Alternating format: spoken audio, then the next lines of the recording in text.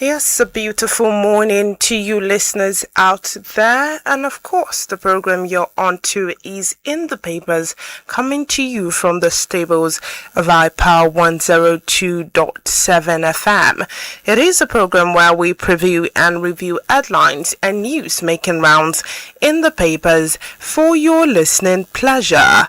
Happy new month to our listeners. We hope this month is going to be as productive or more productive as the last. With me this beautiful morning, I've got the Herb newspaper, the Daily Post newspaper, the Punch newspaper, and the Nation newspaper. Right about now, I will take a short break. When I get back, I'll give you headlines making rounds in the papers this morning.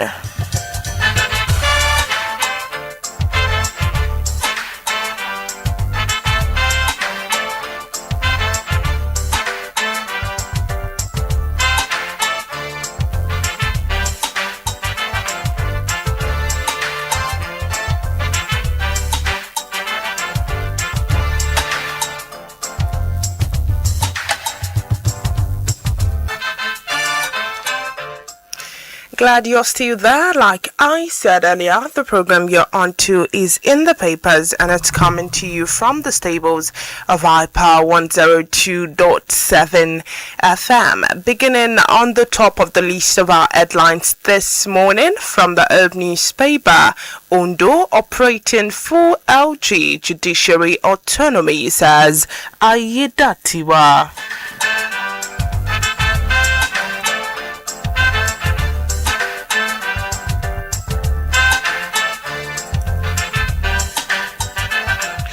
Yes, still on the pages of the Herb newspaper, talking Workers' Day. Analysts advocate higher pay, enhanced welfare.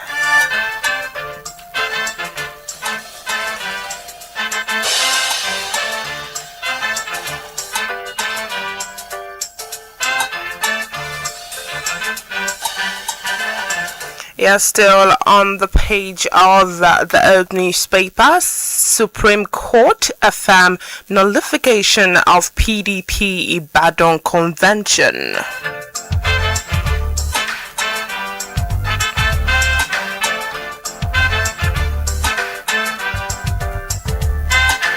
Yes, still on the Herb newspaper, talking attack on Ekiti Church. Gunmen demand 1 billion naira ransom for 15 abductees.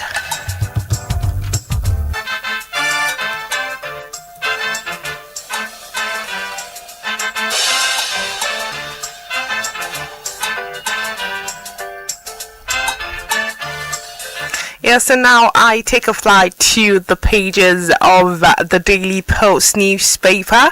Emulate Kaduna, live in peace. First Lady counsels Nigerians.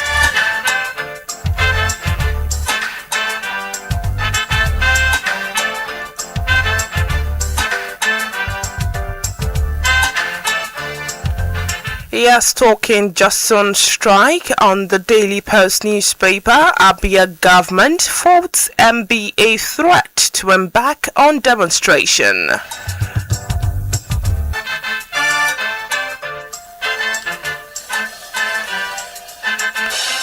Police debunks viral claim alleging attack on Nafiu Bala's house, and that is coming from the page of the Daily Post newspaper.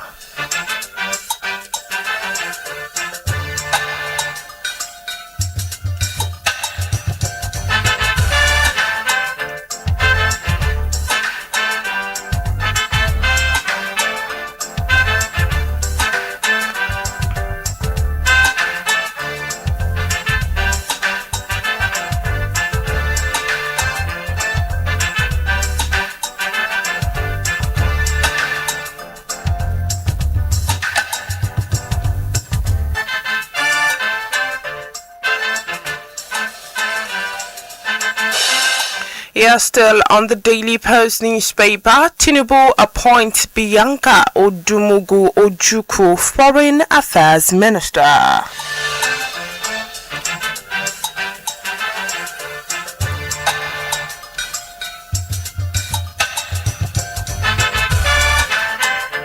Yes, and now to the Punch newspaper. Tinubu's directive triggers new power play in Rivers ahead of 2027.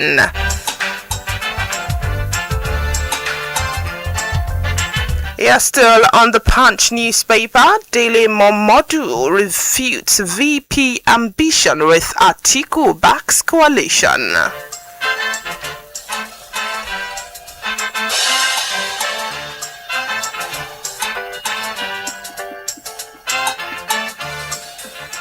Yes, still on the Punch newspaper, INEC restores David Mark-led ADC leadership.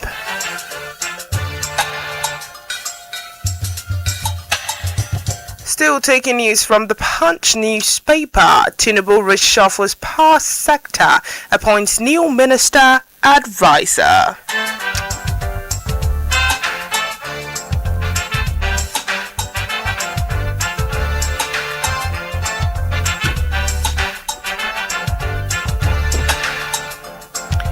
Yes, still on the Punch newspaper, Lagos woman remanded over knife attack on teenage daughter.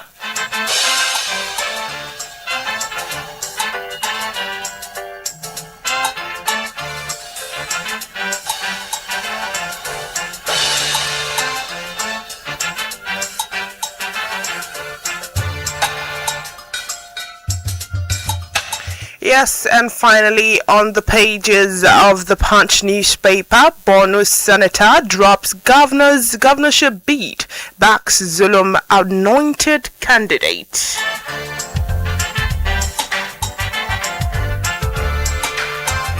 Yes, and with that, we will take another short break. When I get back, I'll give you more news making rounds in the papers this morning. Stay tuned to iPower 102.7 FM, and the program remains in the papers.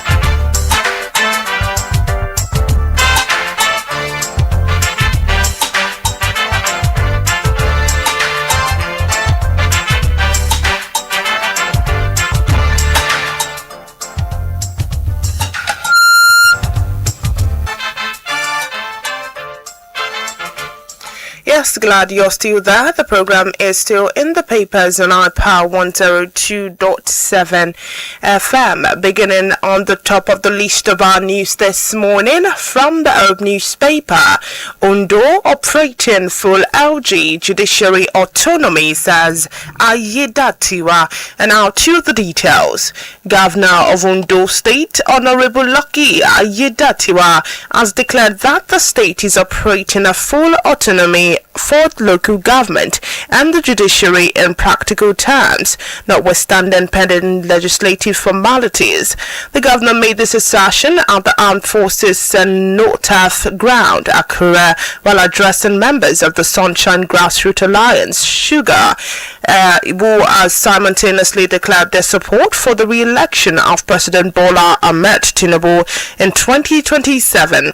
Ayedatiwa further explained that although certain constitutional and legislative adjustments were yet to be concluded, the state government has commenced the practical implementation of autonomy for local councils and the judiciary. According to him, allocations occurring to the 18 local government areas are no longer withheld at the state level, as funds are transferred in full to the councils for utilization in line with the approved budget. If that story aligns with your interest, it is on the Herb newspaper with the headline, Ondo operating full LG judiciary autonomy, says Ayedatiwa.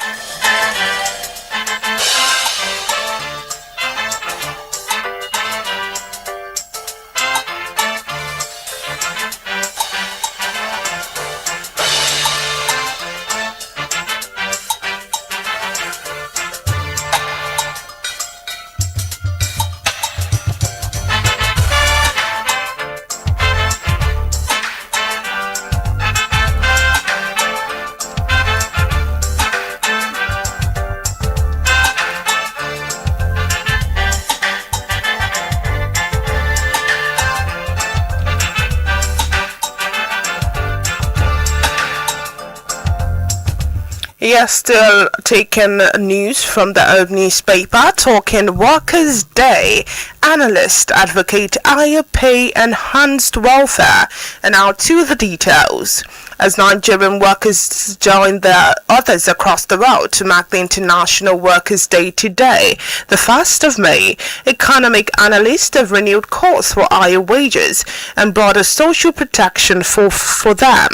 They warn that the president's neglect of the labor force could weaken productivity and threaten long-term economic stability. Speaking in separate interview with newsmen, the economist described workers as the backbone of the economy and urged both government and employers to prioritize their welfare as a strategic economic imperative, not merely a social responsibility. An economist, Oke Olajide, said workers remain central to national output despite mounting economic pressure, stressing that improved pay, access to healthcare, and continuous training would enhance morale and productivity. Improving workers' welfare is not just a moral obligation, it is an economy necessity, he added, adding that the fair wage and safe working conditions will stimulate growth.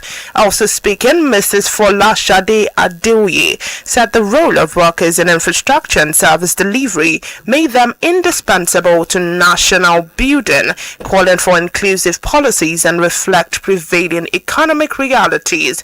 She also stated, and I quote, for infrastructure to service Nigerian workers to drive progress, their contribution should be matched with adequate support and recognition. If that story aligns with your interest, it is on the pages of the Herb newspaper with the headline, Workers' Day, Analysts Advocate Higher Pay and Enhanced Welfare.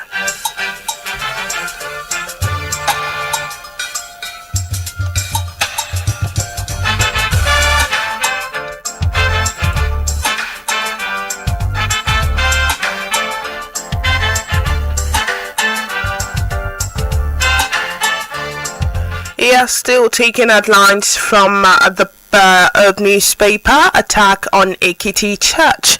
Gunmen demand 1 billion naira ransom for 15 abductees. And now to the details. Gunmen have reportedly demanded a staggering 1 billion naira ransom for the release of at least 15 worshippers abducted during deadly attack on a night vigil program at Christ Apostolic Church, Edao, New York community, Inioluwa local government area of Ekiti State. The assailants were struck during an all-night prayer session on the outskirts of the town, shot dead a visiting pastor, and opened fire sporadically, sending congregants fleeing for safety before whisking several victims into the nearby forest. Community sources said the kidnappers had contacted families of the victims insisting on huge ransom, a situation that has heightened fear and tension across the area. The traditional ruler of the community, Oba Joseph Awolola, confirmed the demand, saying the abductors had remained adamant that the victim would not be freed without payment. Residents said panic had gripped the agrarian community since the incident, with many calling for urgent intervention by security agencies. The chairman of Inioluwa local government area, Pius Alaba, described the attack as unfortunate, confirming that no fewer than 15 persons were abducted during the raid. He further noted that over 50 worshippers were present at the program, with many escaping into the surrounding bush. Police authorities said the attack occurred around 10:30 p.m. on Tuesday, the 28th of April, when about 5 armed men invaded a worship ground. The Ekiti State Police Command, in a statement by its public relations officer Sunday Abutu, said the Commissioner for Police, Michael Falade, had ordered a full-scale investigation and intensified manhunt for the perpetrators. If that story aligns with your interest, it is on the pages of the Herb newspaper with this headline, Attack on Ekiti Church. Gunmen demand 1 billion naira ransom for 15 abductees.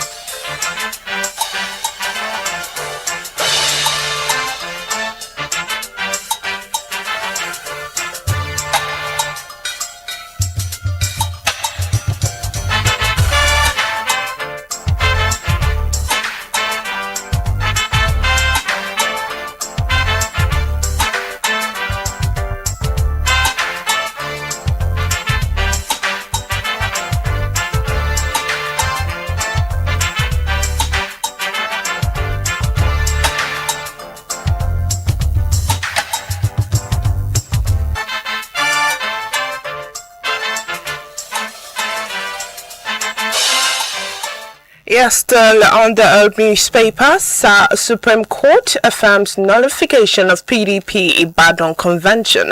And now to the details. The leadership crisis bedeviling the opposition People's Democratic Party seems to have been settled as the Supreme Court affirmed the appeal court ruling which nullified the outcome of the November 2025 National Convention of the party held in Ibadan, the Oyo State capital, dismissing the appeal filed by Taminu Turaki-led National Working Committee (NWC) of the PDP. In a majority judgment delivering recently, Justice Stephen Ada, who read the majority judgment, held that the National Convention held in Ibadan, Oyo State on the 15th and 16th of November last year was in defiance to an existing judgment of the Federal High Court. Delivered by Justice James Omotosho, the court berated Turaki's led group for going on to another court to coordinate jurisdiction to secure an order instead of going on appeal. The apex court described the move as an abuse of court processes. The majority judgment held that litigant who engages in the act of abuse of court processes does so at his or her own peril, and subsequently dismissed the appeal for lack of merit. The Turaki-led faction of the PDP had asked the Supreme Court to set aside a court of appeal ruling voided the convention for breaching a subsisting court order. Through the counsel Paul Rokoro SAN, the appellant urged the apex court to uphold the convention and dismiss a cross-appeal filed by viral faction loyal to the Minister of Federal Capital Territory, Nyesom Wike. If that story aligns with your interest, it is on the old newspaper with the headline, Supreme Court affirms nullification of PDP Ibadan Convention.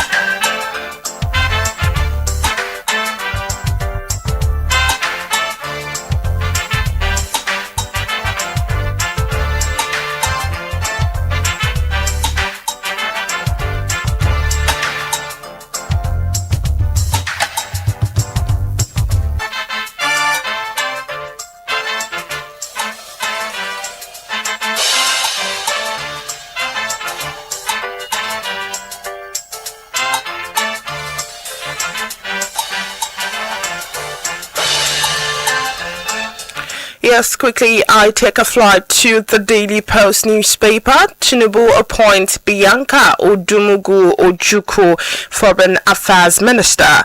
And now to the details. President Bola Tinubu has appointed Ambassador Bianca Odumugu Ojukwu as Nigerian's Minister of Foreign Affairs, following the resignation of Ambassador Yusuf Toga, who stepped down to participate in the 2027 elections. Ambassador Odumugu Ojukwu previously served as Minister of State in the Ministry of Foreign Affairs. A statement by Tinubu spokesman Bayo Ononuga said the president has nominated Ambassador Shola Enikonolaye as the new Minister of State for Foreign Affairs, subject to Senate confirmation. The statement further read, and I quote, "Until this nomination, Ambassador Enikonolaye from Kogi State served as the Senior Special Assistant to the President on Foreign Affairs and International Relations. She is a distinguished diplomat and seasoned public servant with over 3 decades of exemplary service in the Nigerian Foreign Service. He has previously served as a permanent secretary in the Ministry of Foreign Affairs and held key diplomatic postings in Addis Ababa, Belgrade, Ottawa, London, and New Delhi." If that story aligns with your interest, it is on the Daily Post newspaper with the headline, Tinubu appoints Bianca Odumugu Ojukwu Foreign Affairs Minister.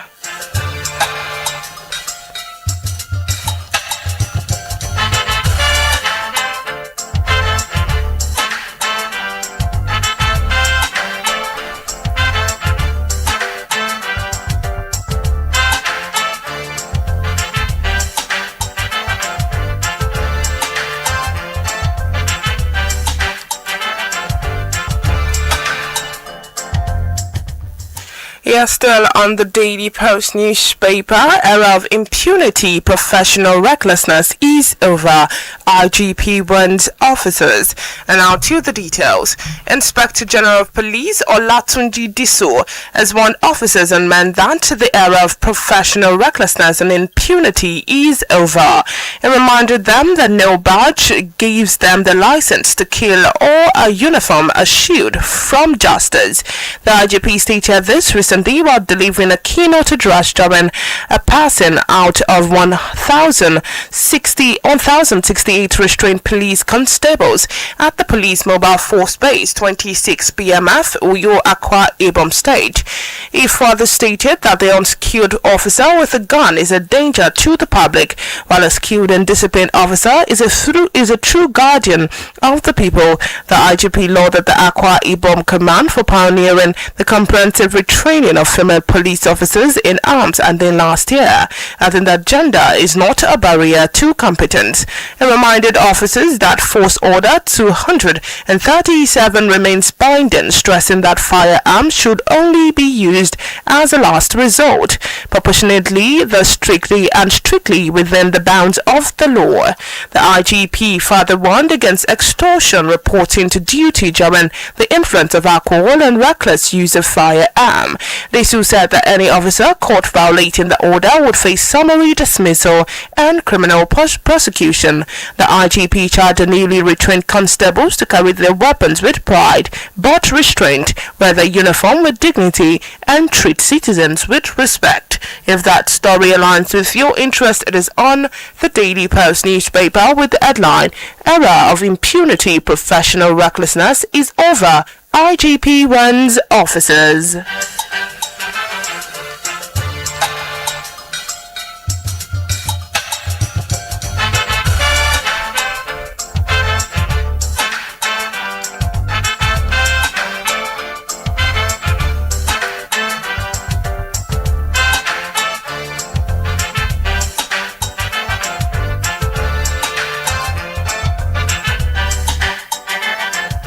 Yes, still on the Daily Post newspaper, police debunk viral claim alleging attack on Nafiu Bala's house. And now to the details.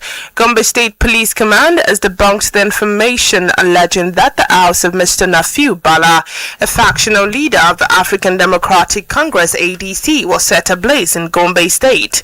Recent reports gathered that the rumors began around 5 p.m. on Wednesday, driven by posts including fire footage that was allegedly said to be Bala's property. Clarifying the report via a statement issued by the police public relations officer of the command, DSP Buhari Abdullahi, and described the report as false.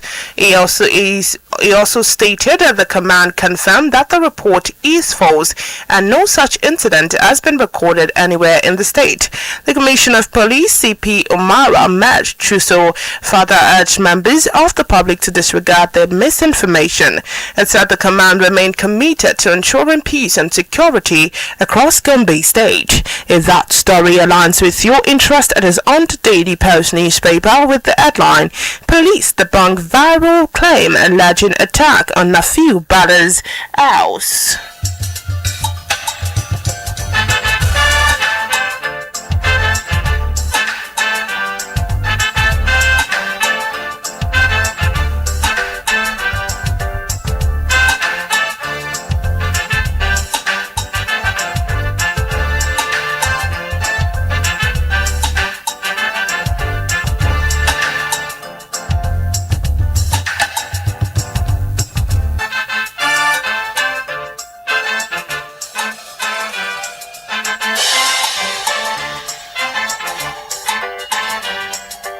Yes, still on the Daily Post newspaper, emulate Kaduna, live in peace. First Lady counsels Nigerians. And now to the details. The First Lady of Nigeria, Senator Oluremi Tinubu, has advised Nigerians to study Kaduna State example of peaceful coexistence across faith lines and ethnicity. Senator Tinubu gave the commendation during a flagging-off ceremony for the distribution of 100 trucks of rice, about 1.2 billion naira palliative support to vulnerable Muslim communities in the 19 northern states and the Federal Capital Territory on Thursday. Speaking at the event, which took place at the Abba Kyari Banquet Hall, the First Lady noted that a gesture of solidarity to appreciate the Muslim Ummah of northern Nigeria. She further stated, and I quote, "As we approach Eid el-Kabir, a season of sacrifice, compassion and gratitude. Through this intervention, we are translating the message of the season into palliatives for vulnerable Muslim communities across 19 northern states and the Federal Capital Territory." Senator Tinubu recalled that on the 23rd of December 2025, we distributed palliatives to Christian communities across northern Nigeria. Today, we'll fulfill the same commitment to our Muslim brothers and sisters. The First Lady appealed to all communities across the north to continue to live together in love with mutual respect. She further stated, and I quote, "I urge all our religious and community leaders to continue to shoulder the responsibility of preaching the message of peace. A united Nigeria is one that can overcome any challenge." Senator Tinubu thanked all the ulamas, traditional and community leaders for their prayers and support for this administration, adding that, "I applaud the special advisor to the President on Political Affairs, Alhaji Ibrahim Kabir Masari, for his passion and dedication, and his entire team for coordinating this program." If that story aligns with your interest, it is on the Daily Post newspaper with the headline, "Emulate Kaduna, Live in Peace. First Lady counsels Nigerians."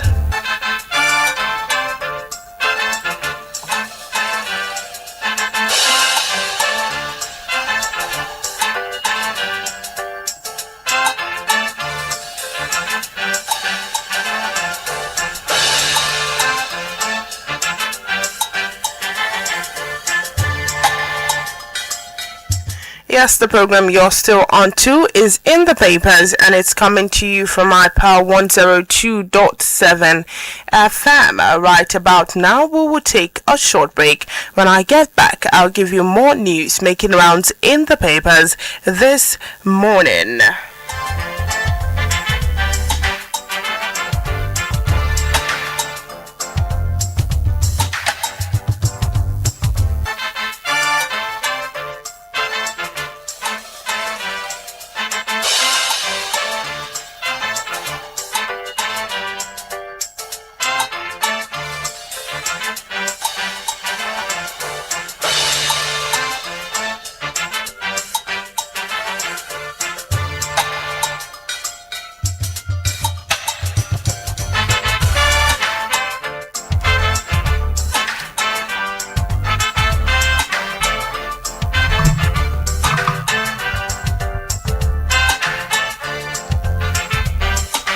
Yes, glad you're still there. Like I said earlier, the program is in the papers on iPower 102.7 FM.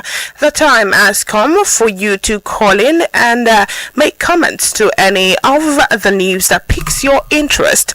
The number to call is 0816 552 4699. 0816 552 4699. You can call in to react to any of the news that piques your interest, any of the news that you are interested in. Yes, and now moving on to the Daily Post newspaper, where we've got this on the 27 billion naira fraud trial. Court adjourns Ishaku Yero's case after defense counsel's withdraws. And now to the details. The Federal Capital Territory High Court in Abuja has adjourned the ongoing trial of former Taraba State Governor Darius Dixon Shako to the 15th of June 2026 following the withdrawal of counsel representing the second defendant. Presiding Judge S.C. Origi granted the adjournment after counsel to the second defendant, Bello Yero, announced his immediate withdrawal from the case during proceedings recently. The statement reads, and I quote, "I would like to bring to your notice my withdrawal of service, urging my lord to grant it," said the defense lawyer Samuel Fagade, adding that his client was aware and had begun considering a replacement. Shako Onyero, a former permanent secretary in the State Bureau for Local Government and Chieftaincy Affairs, have been prosecuted by the Economic and Financial Crimes Commission (EFCC) on a 15-count charge bordering on alleged criminal breach of trust, conspiracy, and diversion of public funds amounting to 27 billion naira. The trial was set to continue with the prosecution third witness, Taiwo Jones, but proceedings were altered following the development. Addressing the court, Yero requested additional time to secure new legal representation. Prosecution counsel Rotimi Jacobs, SAN, did not oppose the adjournment, but questioned the timing of the withdrawal. He further noted that the outgoing counsel had been present at the previous sitting when the witness began testifying and failed to provide a legally required notice. If that story aligns with your interest, it is on the Daily Post newspaper with the headline 27 billion naira fraud trial, court adjourns Shako Yero's case after defense counsel withdraws.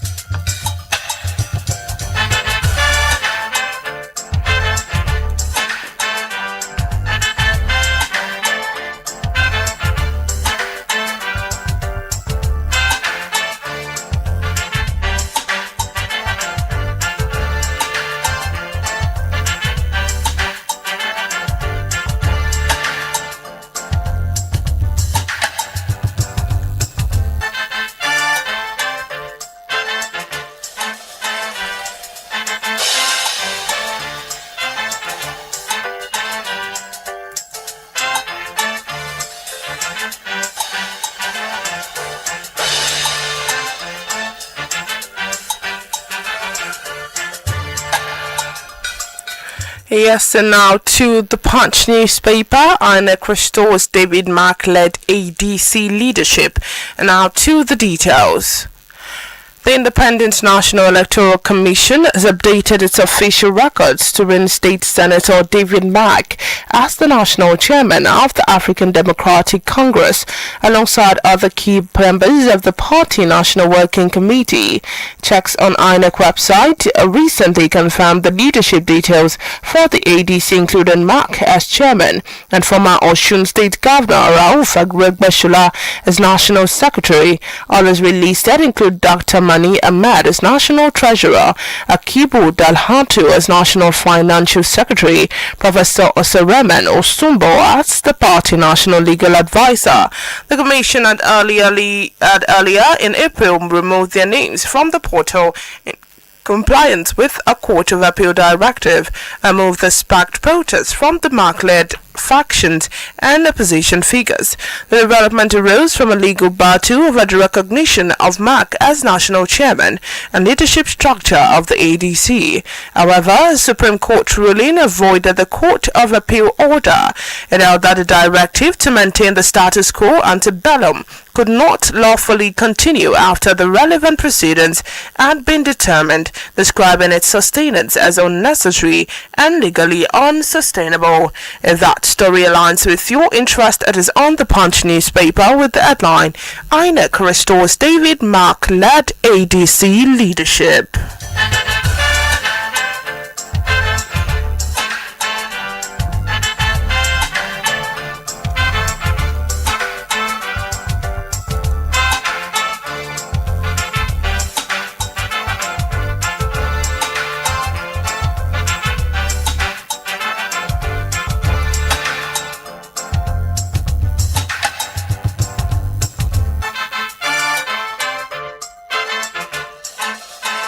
Yes, still on the Punch newspaper, Tinubu reshuffles power sector, appoints new minister advisor. And now to the details. After months of blackout, President Bola Tinubu has begun fresh restructuring of the Nigerian power sector with the nomination of the new Minister of Power and appointment of special advisor to the head of presidential task force and sector reforms.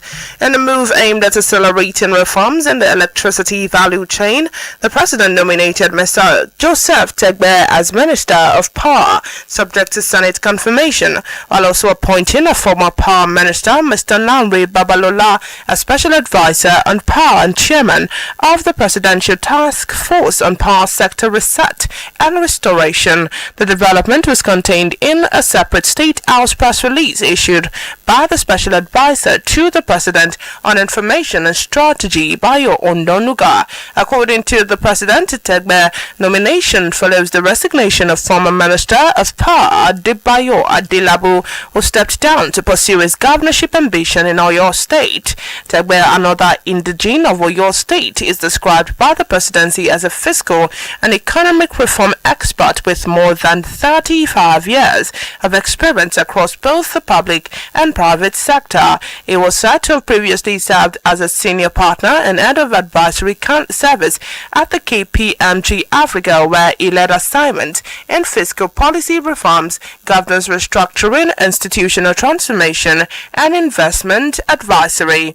If that story aligns with your interest, it is on the Punch newspaper with the headline, Tinubu reshuffles power sector, appoints new minister advisor.